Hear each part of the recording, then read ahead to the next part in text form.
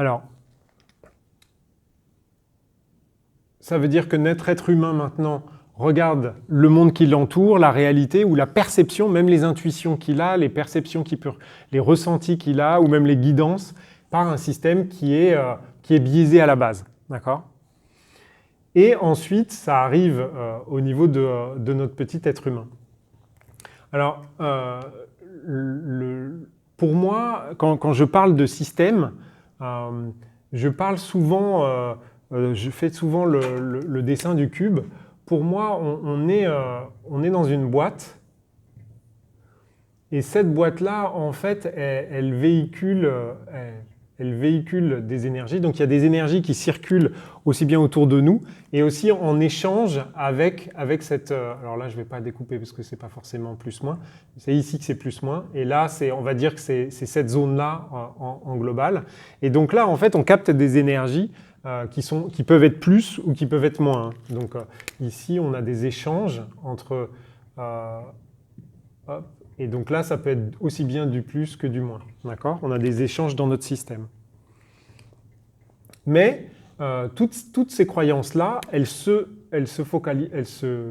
mettent sur une... Moi, je le mets ici sur le corps. Donc si je zoome ici, en fait, on va avoir un ensemble de croyances, d'accord, qui va être localisé ici et puis peut-être ici aussi. D'accord ? En fait, notre corps, schématiquement, c'est un peu comme si notre ADN était un gros data center et stockait toute l'information qui était relative à ce qu'on est, pas simplement d'un point de vue biologique, mais aussi d'un point de vue énergétique. L'histoire de nos vies antérieures, l'histoire des vies antérieures de nos parents, tout ça. Et j'ai les corbeaux qui viennent faire toc-toc à la fenêtre. Soit je dis n'importe quoi, soit je dis pas trop n'importe quoi.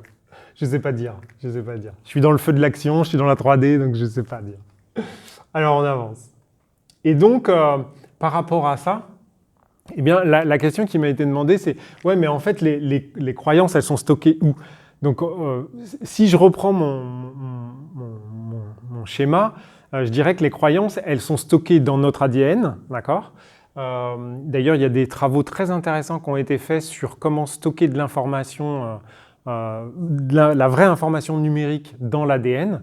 Il y a une entreprise qui a stocké tout Wikipédia dans un truc qui est grand comme mon ongle, et un truc d'ADN grand comme mon ongle, d'accord ? Donc on est vraiment, c'est pas complètement farfelu ce que je dis. C'est vraiment, on n'est pas loin de ça dans même des applications 3D, quoi. Donc on est un espèce de gros data center qui avons stocké tout ce qu'on a vécu et tout ce qui a été emmagasiné d'avant, d'accord ? Alors, le point qui est important, puisque notre objectif de tout ça, l'objectif de comprendre ça, c'est pas simplement de pouvoir l'étaler sur sa tartine de connaissances et de briller en société. L'idée, c'est comment je fais au quotidien pour déjà me sentir mieux, en fait. D'accord ? Comment je fais pour pas être sous le stress, sous l'angoisse et machin. Déjà, c'est arriver à comprendre que on fait partie du tout, et qu'il n'y a aucune raison qu'on soit mal ou qu'on se sente coupable de quelque chose. D'accord ? Ce qu'il faut bien comprendre, c'est que... comment je pourrais dire ça ? C'est que tout ce qui nous arrive et tout ce que l'on perçoit, par exemple, qu'on pourrait percevoir de négatif, ça ne nous arrive pas négativement parce que c'est négatif et parce qu'on ne mérite pas quelque chose. Là-haut, pour lui, le fait d'être bien ou d'être mal, je dis lui, mais en fait c'est une grosse énergie, mais il n'y a pas de bien ou de mal, tout n'est qu'expérience. Même des choses horribles que certaines personnes peuvent faire, ça fait partie de l'expérience, d'accord ? Ça fait partie du libre arbitre qui est donné, et par conséquent, c'est juste des énergies qui se baladent en fait. Ok ? Donc la croyance qu'il faut être bon dans la vie, c'est une croyance en fait. Il n'y a pas de réalité par rapport à ça. Le truc d'ailleurs, ce qui est intéressant, c'est qu'on peut constater que quand on fait le bien tous les jours, et pourtant il y a des jours où on n'est pas bien. On fait en sorte d'être bon, on fait en sorte d'être gentil, d'avoir de la compassion et machin, et pourtant il y a des jours où on souffre. Donc on comprend bien qu'il n'y a pas un lien de cause à effet, d'accord ? Dans la présentation, j'avais dit que les croyances, elles s'accumulaient et elles pouvaient être opposées. C'est-à-dire que dans un système, je pouvais croire que l'argent c'était sale, par exemple, et que j'allais devenir riche. Bah ouais, mais dans ce cas-là, tu vas devenir sale. Ou tu vois. Et pourtant, c'est des croyances qu'on peut avoir les deux les deux, on peut les avoir dans son système, tout simplement parce qu'il n'y a pas de notion de ah ben ça c'est l'opposé de ça. C'est cette partie-là qui a créé ça. D'accord ? Mais d'un point de vue énergétique, c'est juste une énergie, en fait. C'est nous qui interprétons ça comme ça doit être l'énergie négative de ça. Mais en fait, non. C'est juste une énergie. D'accord ? Donc, par conséquent, on n'a pas besoin de se sentir mal ou de se sentir coupable, même quand on n'est pas quelqu'un de bien. C'est ça qui est fou. Bah ouais, mais qu'est-ce qui reste aux gens bien alors ? Bah, ce qui reste aux gens bien, c'est simplement d'avoir la satisfaction de faire des choses bien. Mais ça n'a pas de lien de cause à effet ou de relation avec quelqu'un qui ferait quelque chose de pas bien. Genre, ouais, moi je fais ça parce que lui il le fait. Bah non, ça marche pas en fait, parce que tout le monde s'en fout. C'est toi dans ton système à toi qui doit te percevoir et qui doit t'aimer comme tu es ou comme tu voudrais être. Mais à part ça, par rapport à l'autre, se comparer, ça sert strictement à rien, quoi. Alors je sais qu'on parle des Jeux Olympiques, qu'il faut courir plus vite que l'autre et tout ça, mais ça, on est pile poil là-dedans. Hein. On court en fait. Et alors, pourquoi je voulais parler de ça aussi, c'est parce que ce que j'aime beaucoup dans le système de Denis Jutras, c'est que ici, il intègre des choses dont on dit qu'il faut le faire, parce que sinon, on n'est pas des gens bien. Donc, par exemple, bah là, c'est solliciter des guides, par exemple, ou solliciter des anges, ou faire de la méditation. Qu'on s'entende bien, hein, j'ai pas dit que c'était pas bien ou quoi que ce soit.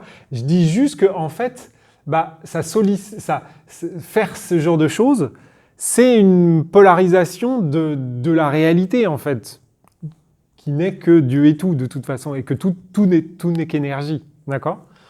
Par conséquent, je dis pas arrêtez de faire de la méditation, c'est pas ce que je dis. On a plein de choses, on voit des choses, c'est cool, ça nous détend et machin, on se sent mieux et tout ça.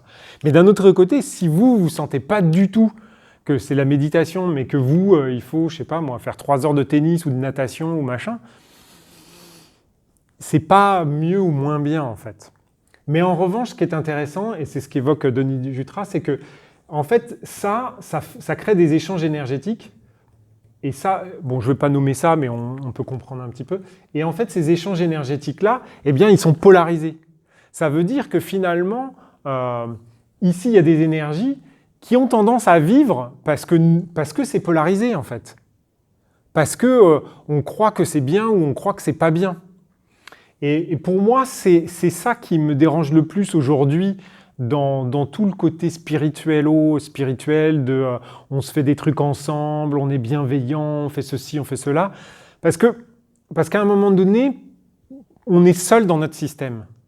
Et c'est pas le fait que je vais m'acoquiner avec quelqu'un pour faire une méditation de groupe que ça va aller mieux dans mon système. Et pour faire en sorte que tout ça fonctionne tel qu'on le voudrait, eh bien en fait, il faut que tous les systèmes de chacun qui sont là, donc là il y a Martine, là il y a Bernard, là il y a Polo, et ainsi de suite, et il faut que chacun règle son truc à soi dans son système à lui. Parce que il faut pas oublier qu'ici, il y a des échanges énergétiques en permanence. Et puis il y en a des comme ça aussi, d'accord ? J'avais expliqué que dès qu'on échange avec quelqu'un sur Facebook, pof, il y a un lien qui se crée. Même si on ne le connaît pas, même machin, il y a un truc qui se crée automatiquement. D'accord ? Donc, l'objectif principal, c'est d'arriver à faire en sorte qu'on soit tous bien, sereins, équilibrés, à l'aise, heureux, contents de vivre dans notre système. Et je vais finir ces 10 minutes sur quelque chose que j'aime beaucoup de Franck Lobvet. Il dit « On ne sait pas comment est la plage, on sait juste qu'on est un grain de sable.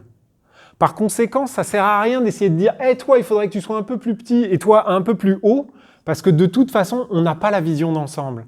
Soyons déjà le meilleur petit grain de sable sur cette plage, ici, maintenant. C'est ça qu'il faut qu'on fasse.